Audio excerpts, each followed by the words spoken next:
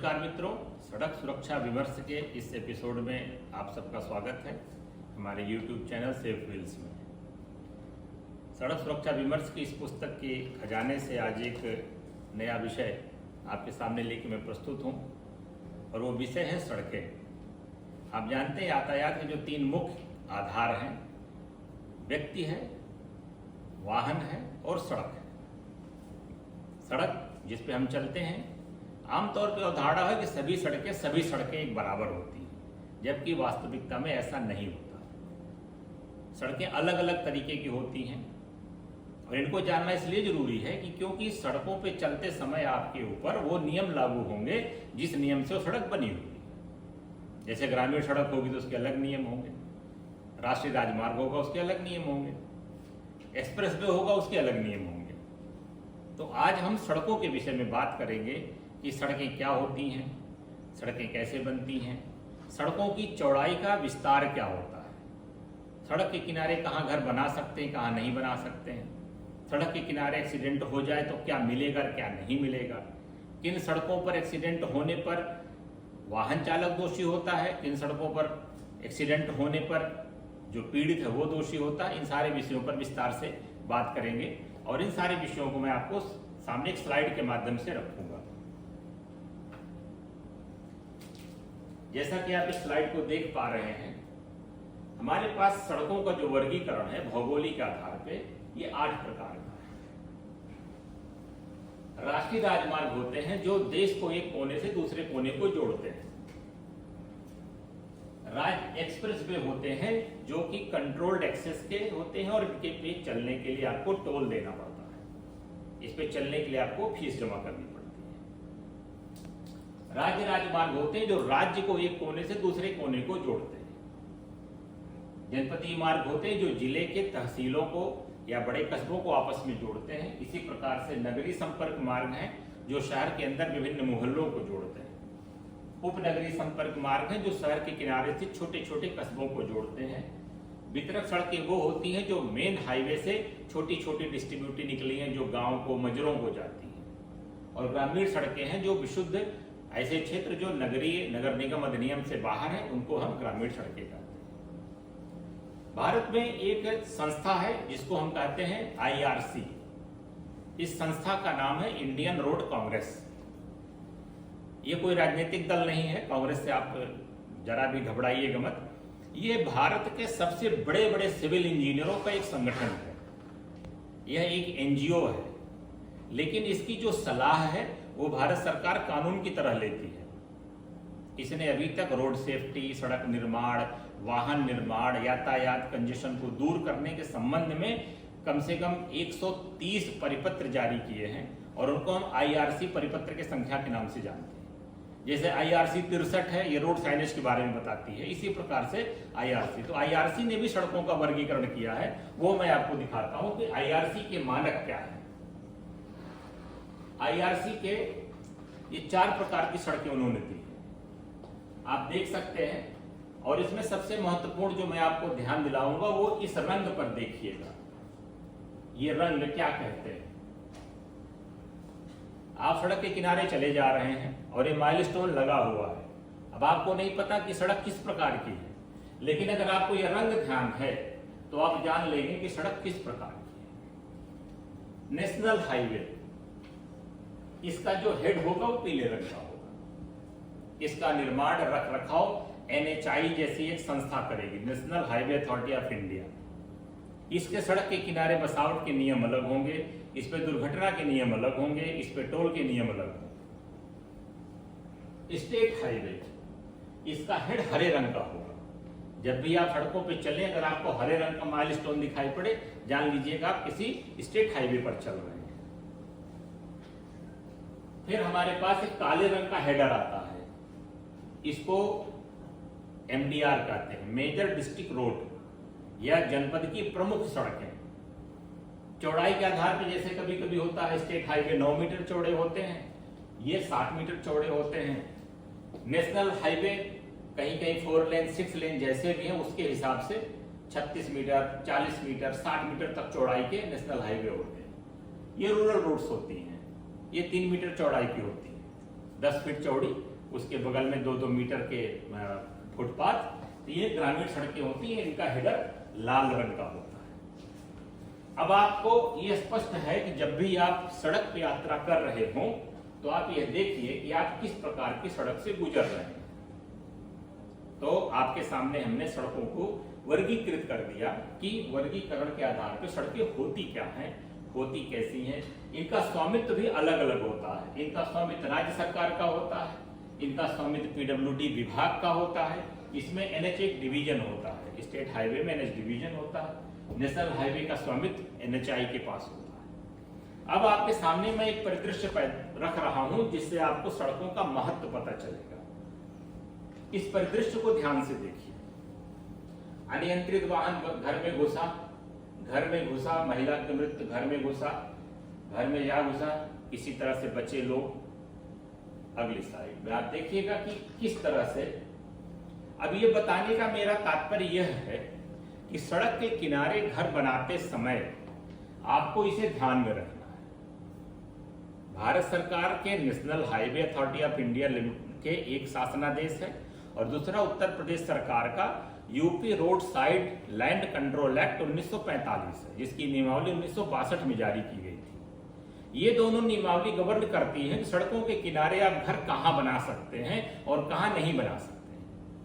क्योंकि जब आप सड़क के किनारे घर बनाएंगे तो आपको इस तरह की घटनाओं का पाला पड़ेगा। और इसको मैं आपको सतर्क कर दूं कि अगर आपने सड़क किनारे घर बनाने के नियमों का उल्लंघन किया है तो पहली चीज, सरकार कभी भी आपका घर तोड़ सकती है। नंबर 2, इस तरह की दुर्घटना होने पर कोई बीमा क्लेम आपको नहीं मिलेगा। ये दोनों चीजें आपको स्पष्ट होनी चाहिए कि या तो आपको यदि दायरे में आपने दुर्घटना के शिकार आप हुए हैं तो आपको कोई बीमा क्लेम नहीं मिलेगा। एक सड़क का ये लेआउट प्लान है जिसको आपको जानना बहुत जरूरी है। देखिए लिखा हुआ कैरेज वे। इस कैरेज वे में मेन कैरेज वे जिस पे गाड़ियां चलती हैं उसको हम कैरेज वे कहते हैं। उसके बाद ये चौड़ाई आपको दिख रही है जिसको हम शोल्डर्स कहते हैं। इन शोल्डर्स को हम फुटपाथ भी कभी कभी कह लेते हैं, जबकि वो खाली जगह रहती है केवल कैरेज वे को टूटने से बचाने के लिए। इसके बाद सबसे इंपॉर्टेंट जगह है ये, इसको हम कहते हैं रोड मार्जिन और ये रोड बाउंड्री है।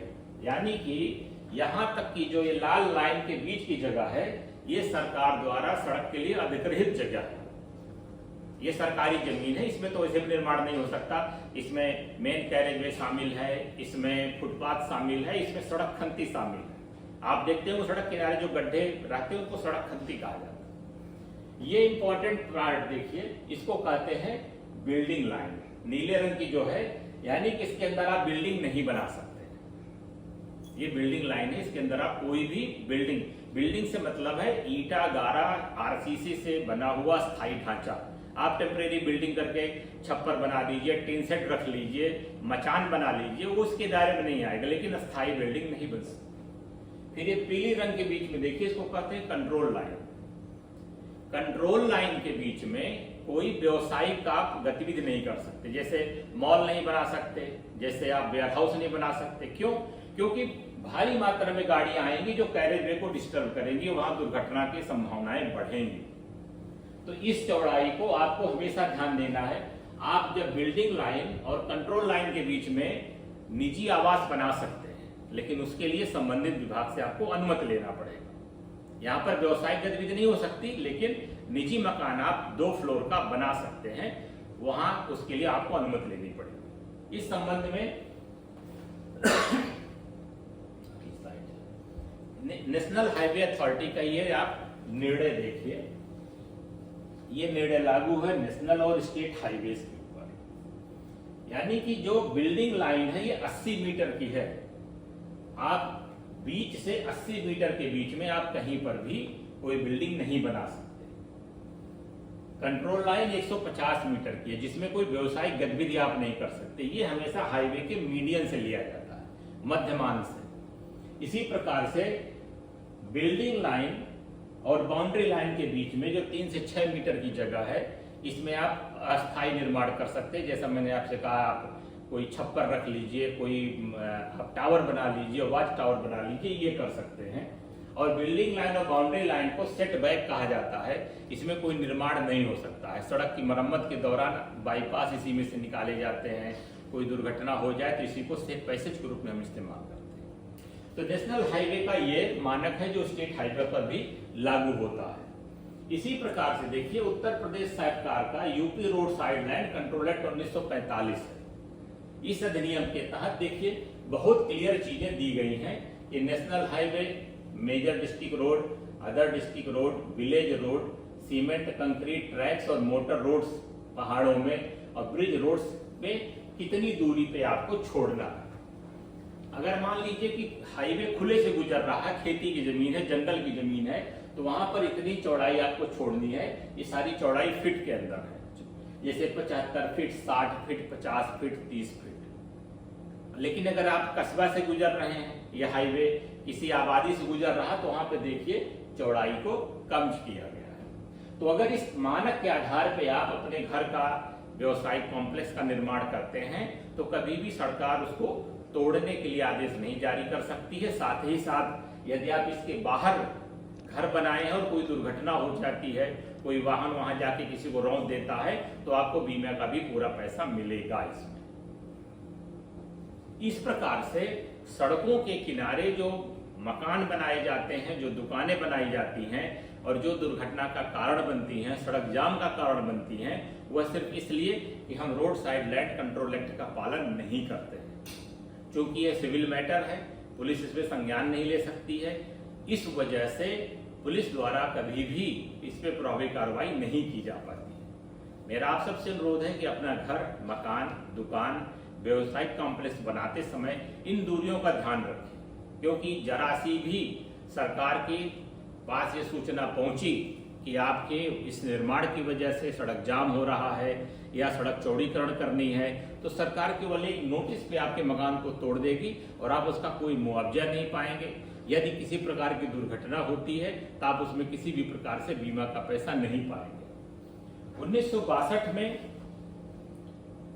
नियमावली तैयार की गई, उसमें 440 मीटर मीडियन से दोनों तरफ छोड़ने के प्रावधान किए गए। यह बिंदु चर्चा में इसलिए भी आया है कि कर्नाटक सरकार ने भी पिछले महीने शासनादेश जारी किया है और उस शासनादेश के अनुसार उन्होंने इस चौड़ाई को जो 75 फीट उत्तर प्रदेश में है, उन्होंने 130 फीट कर दिया उसको, ताकि सड़कों पे जाम की स्थिति ना पैदा हो, दुर्घटना न होने पाए। और जो एमडीआर की जगह थी जो 60 फीट थी, उसको उन्होंने बढ़ा के 82 फीट कर दिया है। तो इस तरह से कर्नाटक सरकार ने एक बहुत बड़ा कदम उठाया है रोड सेफ्टी और कंजेशन को दूर करने की दृष्टि से। और इस वजह से उम्मीद है कि आने वाले समय में कर्नाटक राज्य सहित भारत के भी विभिन्न राज्यों में इस तरह के सुधार होंगे और सड़क दुर्घटनाओं से हमें राहत मिलेगी। और जो बड़े बड़े हादसे नेशनल हाईवे पे हो रहे हैं, स्टेट हाईवे पे हो रहे हैं, एक बार में 3 व्यक्तियों की मृत्यु हो जा रही, 5 व्यक्तियों की मृत्यु हो जा रही, पूरा का पूरा परिवार समाप्त हो जा रहा, या जाम लग जा रहा, घंटों घंटों जाम नहीं खुल पा रहा, हमें इन सब समस्याओं से राहत होगी। तो आज सड़कों के इस परिचय वाले लेक्चर में इतना ही आज के लिए। बहुत बहुत